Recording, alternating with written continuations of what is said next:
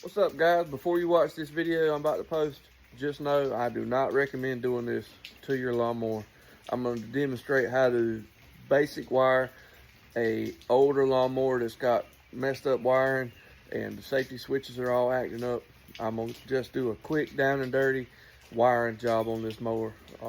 The correct fix for this would be order a new wire harness, fix it back like it was from the factory, but that can get very expensive and take up a lot of time.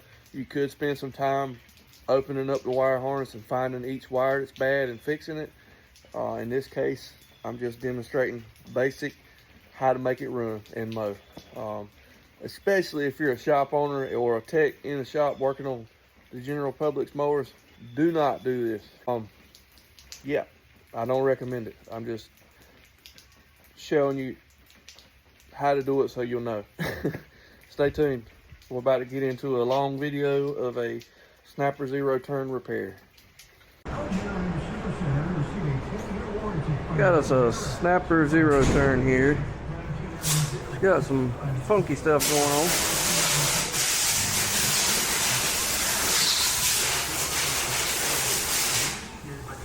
First things first is they got it wired to a push button start here, and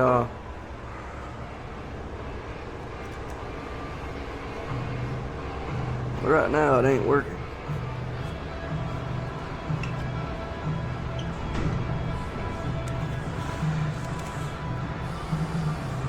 It was working a while ago, but now it's not. But they got something weird going on here. For one, they've got Scotch locks, which are a big time no-no on a lawnmower. They got stealing power with those. We got it hot there. What's throwing me off is they got all-time hot on both of their right here on the solenoid, which is weird. Shouldn't be doing that. That means something's wired wrong. I don't know. Something's acting weird here.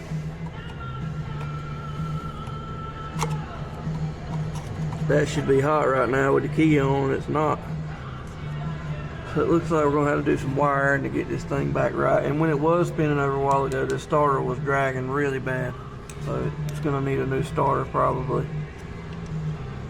So I think we're going to go back and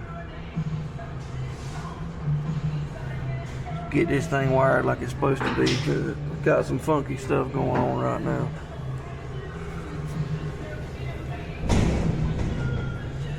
They got this wire right here is coming over here to this side of the solenoid, and I thought maybe they were trying to steal power to power that wire, but if they were doing that, they need to have it over here on the hot. So I don't really know what's going on. The easiest thing to do is going to be to do away with all that mess and get it back like it's supposed to be. So let's do that. Got the old stuff out. I gutted it. Old wire harness. I'm gonna go get all the connectors off of this one, and then we're gonna rewire it. On an old mower like this had wires jumped and crimped and all sorts of stuff, you'll be chasing it forever, and it'll be coming back a bunch of times with more problems. So you're better off just to start over. And what they were doing was they had power coming off of that and them little tiny wires, and they almost melted together right there. See how hot it's been getting, but that's not enough wire. What they had was one hooked to the battery and the other one hooked to the hot side of the solenoid, so it was just running 12 volts trying to run that starter off of that little wire. And that right there, I mean, you can see how hot they got it. I can't believe that's why this switch quit working, because it burned it up. But it's almost melted them wires. Luckily it didn't catch nothing on fire, but that starter may be all right once I get a good hot wire on this feeding it. It may be okay.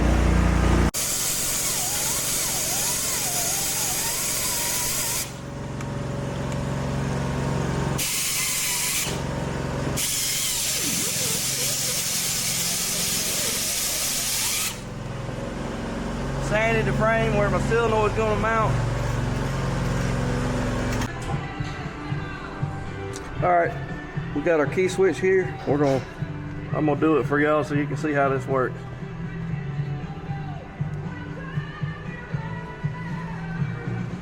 These key switches label. So this one is G, which is ground.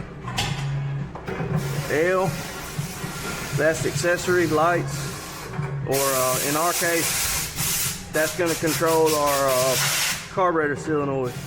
This is B for battery. That's a hot, all the time hot. M, that stands for magneto, ignition coil. That's your kill wire. S is for start signal. We're gonna test this key switch to make sure it's okay. Put it on continuity.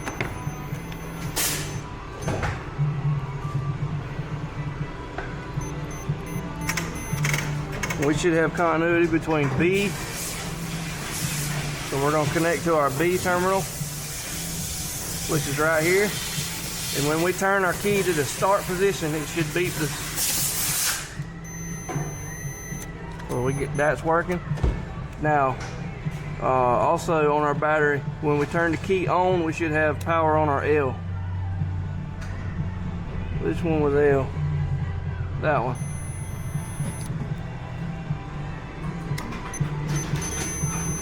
Yes, that's working. Also, between our G and M, when the key is off, we should have continuity there. So G and M. Key off, key on, key off, key on. Good to go. That key switch works. So what we're gonna do is plug it in. Put a little dielectric grease on it.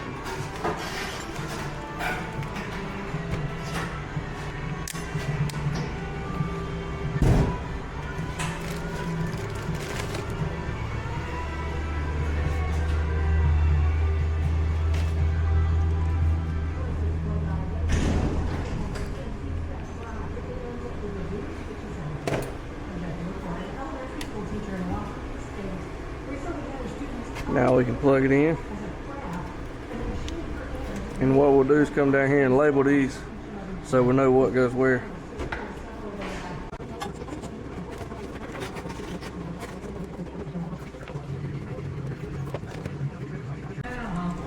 Now our start is our blue.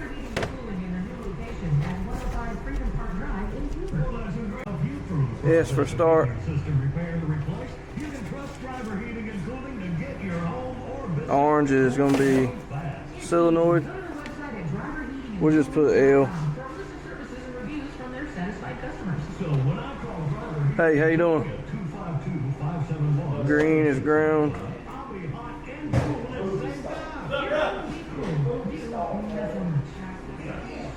Red is battery.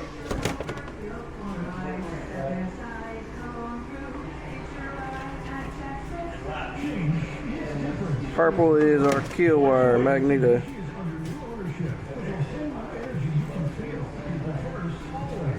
Blue is start, we already got that one.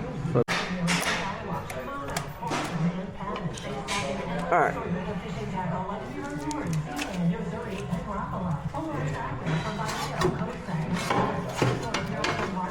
Now next we're going to get our PTO wired up.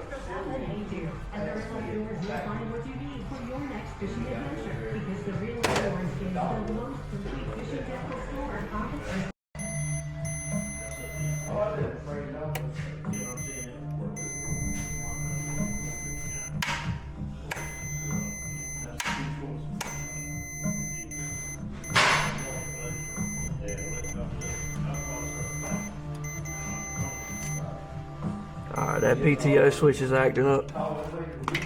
Losing continuity, so we're going to replace it.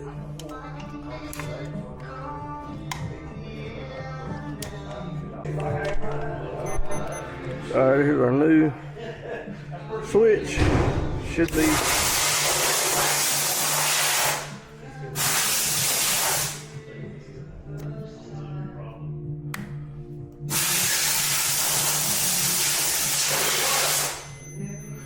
we go, we got continuity there, so that'll be our 2 wires we need to use.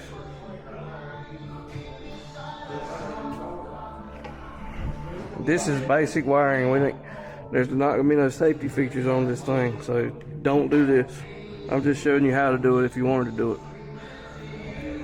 We're gonna put safety features back on this mower before it goes home, of course. Y'all know that, but I'm just showing you what you could do if you needed to do this.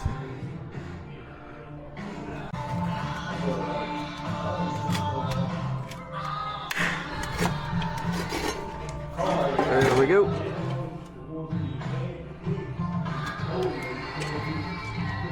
The next thing we need to do is get a power or ground to our hour meter.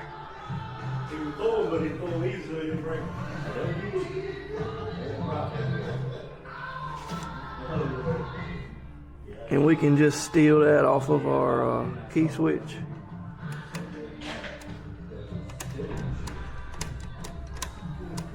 On the accessory side, so when the key is on, it'll power the hour meter. Get that golf ball out of there before it hurts somebody.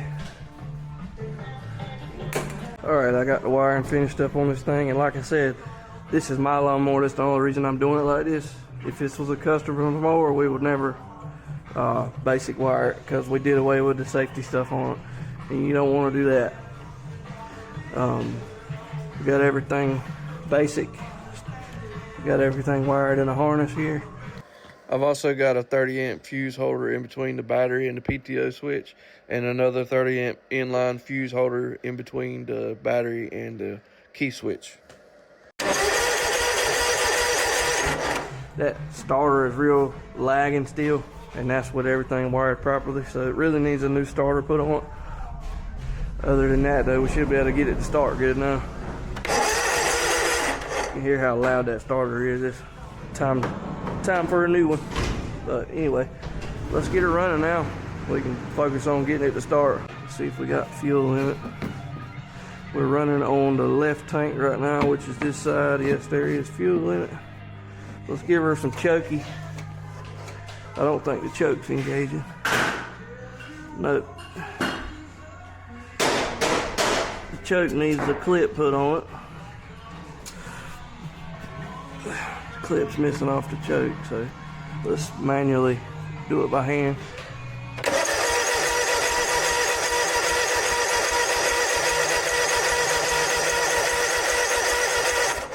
No cranky. Well, let's do a little diagnostics. See if the fuel solenoid is clicking. Nope, it is not. I know we got power to it because I just put power to it. So, let's check for spark. Just quick and simple. Go ahead and do that. That way we know.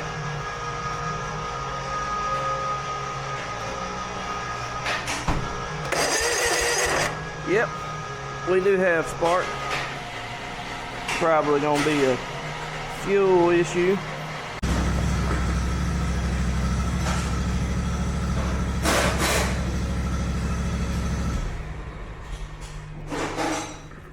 That needs replacing. That's no good. Sucking dirt right in the motor.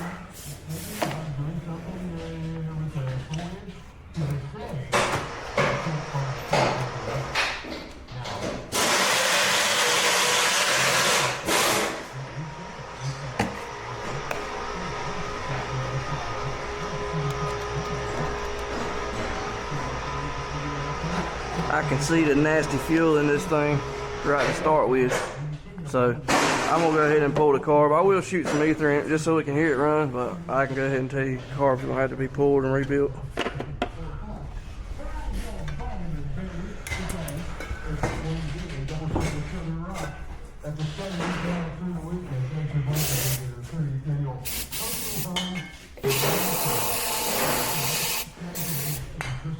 See if we can get anything. Yeah, it'll run.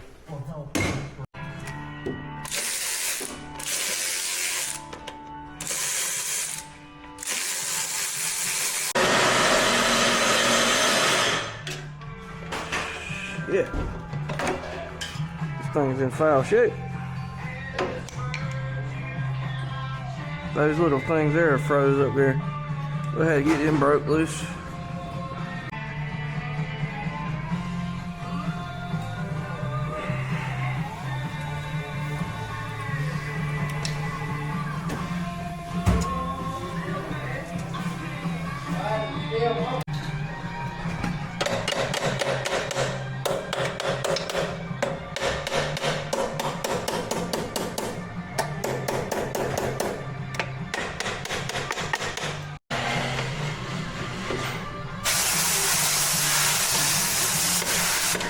Boy, that son of a bitch is tight. Twist, I'll do it. That's some good stuff there. Look like lemonade. Alright, so I had to do this the hard way. I took the air filter off out of the way. Now I'm going to take the top cover and I'm going to remove both of the intake bolts and we'll pull the carburetor that way. I do not want to mess these threads up, so we're just going to pull it all together. Here's the fuel that's coming out of it, if you can imagine what the inside of that carburetor is going to look like. Lord have mercy.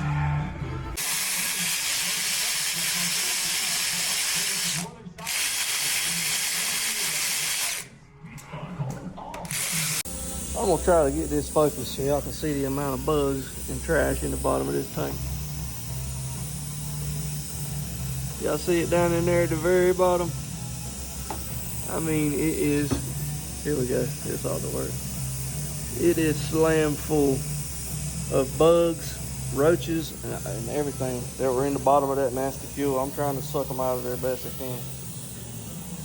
Lordy, lordy, lordy. Here's proof that it's all bugs. There's one of them I got out of there. I don't know what attracts them to it. Looks like a little grasshopper or a cricket. I don't know why they're attracted to get in the gas tank, and I don't know how they got in there, but they're in there.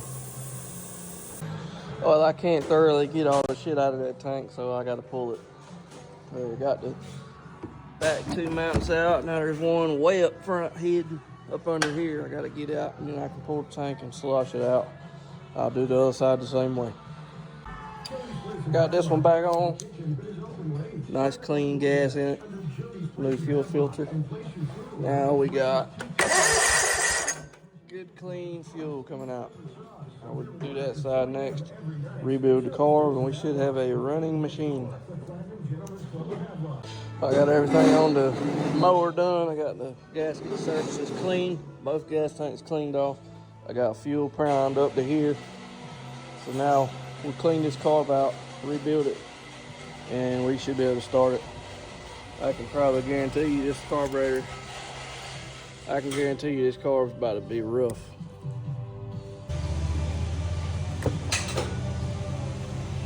That's why we weren't here and our solenoid clicked, because it is completely seized up.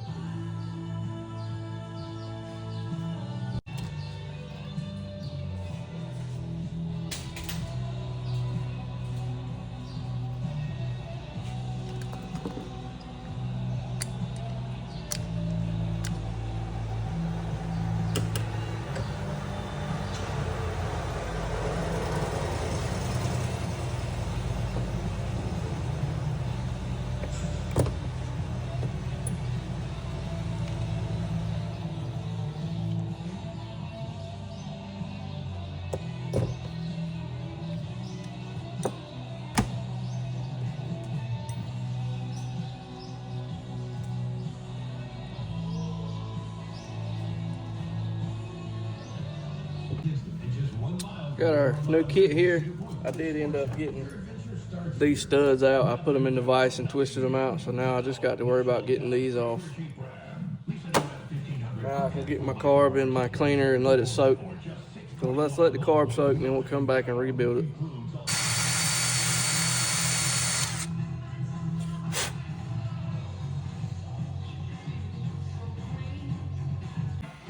I'm still letting that carb soak. I'm gonna get these off right quick, which I reckon I could probably just leave them up there.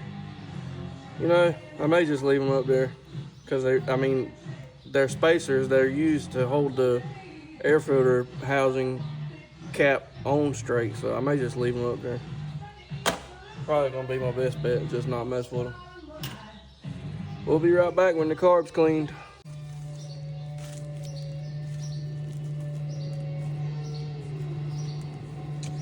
$60 for needle valve, gaskets, and O-rings. Got to have them, though.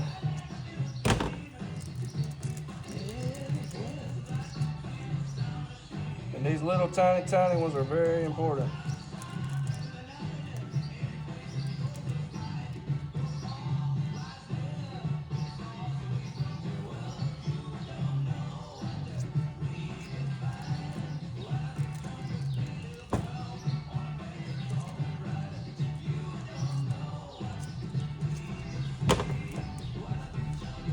I'm gonna put these little O-rings on first so I don't lose them.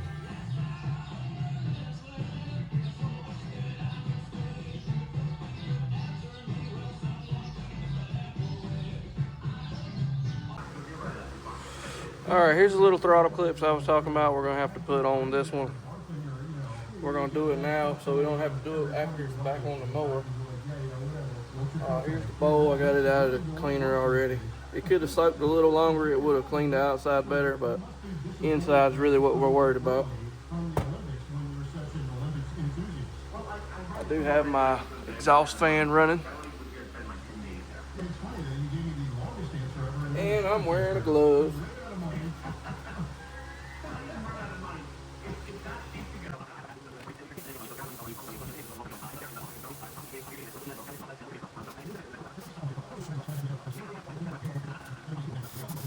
I'm gonna get these gaskets scraped off of this thing, and then we'll drill these holes out on our throttle and choke and get these clips installed.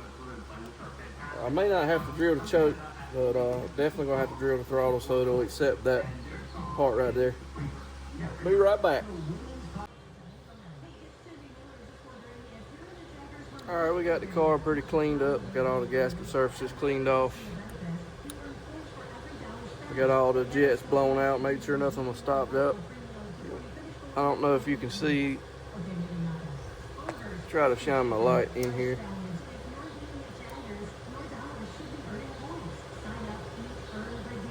Those two holes that are shining through are very important. Make sure they're not stopped up, because that's your low side transition, and it will run like shit if they're stopped up. It'll sit there and rope, and hunt. If you get those cleaned out, you see your ports right here, that's where it injects the fuel at. Sucks up through here and comes over and goes into each side. And then, of course, your main nozzles are right there on the sides. Right here and right there. Alright, we'll get our throttle clips put in, and then we'll put it back together and put it on the mower. And I did stay after today. That's why everybody else is gone. I'm trying to finish this one up, because that's a reason why a lot of shops turn these kind of projects down, because they take so much time to get them back going, especially when they've been sitting for so long with fuel in them and you got to completely flush them out.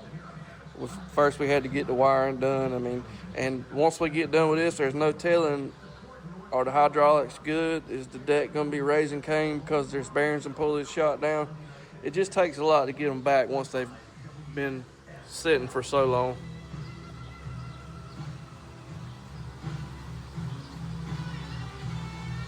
So both of these will have to be drilled out.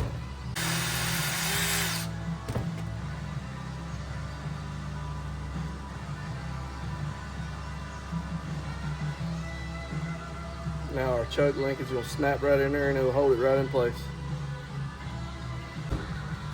These clips are actually for Kohler. There's your part number right there. I mean, you can use them on any carburetor. They work great on Kohler and Kawasaki. Kawasaki makes one for the FX1000, but I just tend to use these on these old style Kawasaki's like this mower's got that we're working on.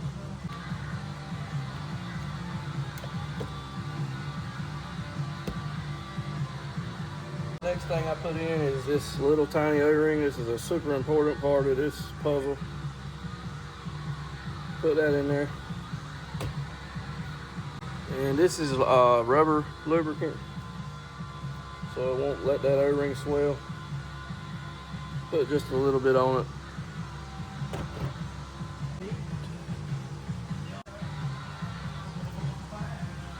Hold this upside down and put the carb in. That little plastic, it's got to slide in that O-ring. Don't want to roll it. That one went in smooth. We're in good shape. This little O-ring, put it right there. Put a little bit of that lubricant on that O-ring because that ledge right there has to slide in place. Details on that at WSFL.com. It's indoors. 2625 WSFL. Let's see, our bowl has to go a certain way, so it'll be facing out.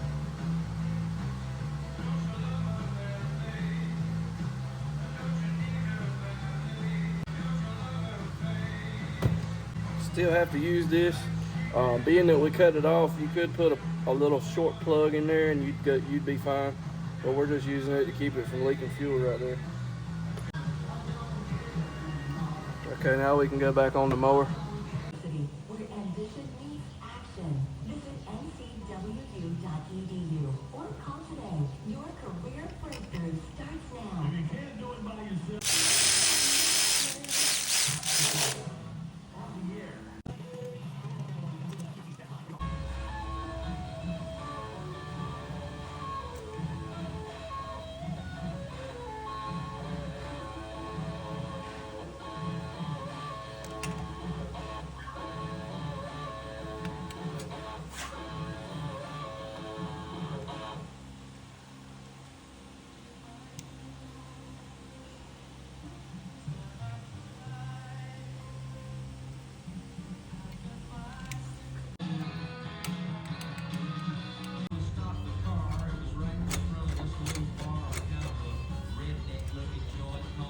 It has come time to start this mamma jamma.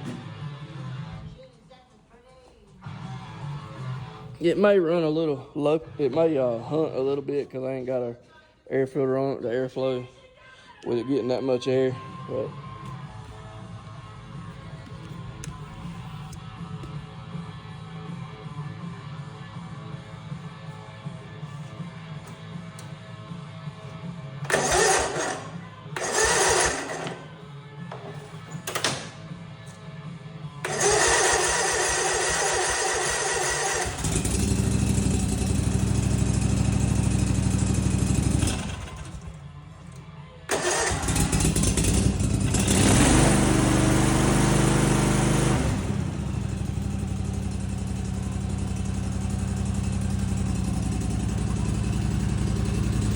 she's purring like a kitten.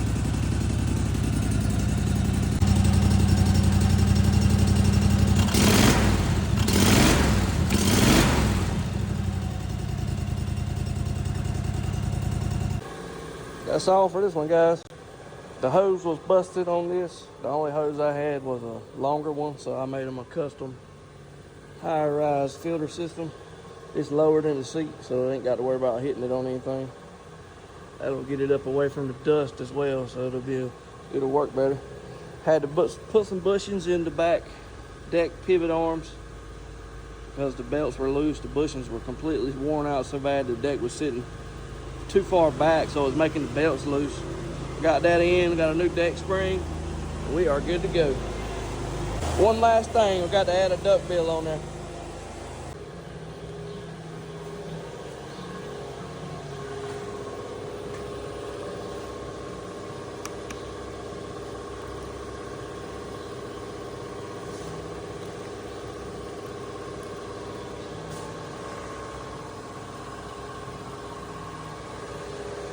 But it was a little wobbly, so I took some of this round bar and heated it in with a torch and flattened out a little ear, doing a little forge work. So this ear will bolt right to that bolt, and then this will be folded over just like that one, and then I'll weld both of these to this bracket, and that'll start this thing right up, and that'll be the last thing I do to the Snapper Zero.